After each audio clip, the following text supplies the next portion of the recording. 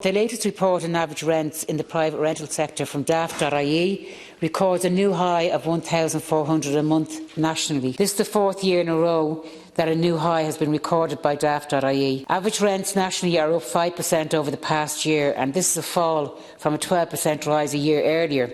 And I think that's reflecting possibly a limited effect of rent cap zones, and which I believe makes the case for a stronger, more effective measure, which this bill advocates in a form of a 3-year national rent freeze. But even keeping rents at their existing level means people still face unaffordable rents in the private rental sector.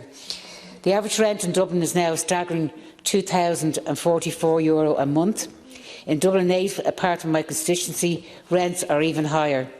And since 2010, average rents in Dublin 8 have risen by 125%. At the same time as we have a new record high in rents, we have a new record high in terms of people living in emergency accommodation, 10,514.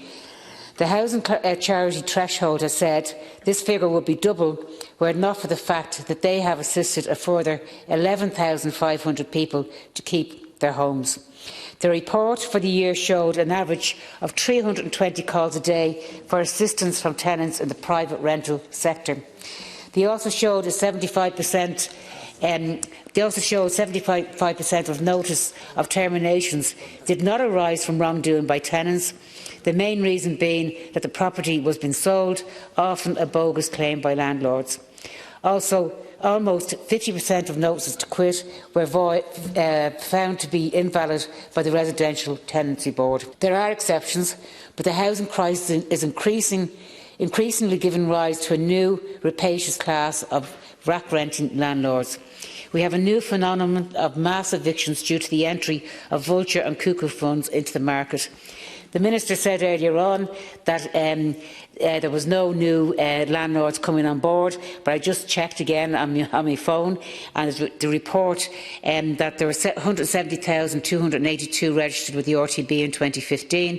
That rose to 175,250 in 2016 and 176,251 in 2017. And I couldn't get the figures for 2018, but it did mention that they would rise again. There is a solution raised repeatedly by me and other deputies in this Dáil, and that is to use existing state-owned land at the low interest rates available through the European Investment Bank for a massive programme to build public housing for rent at affordable rents with proper security of tenure.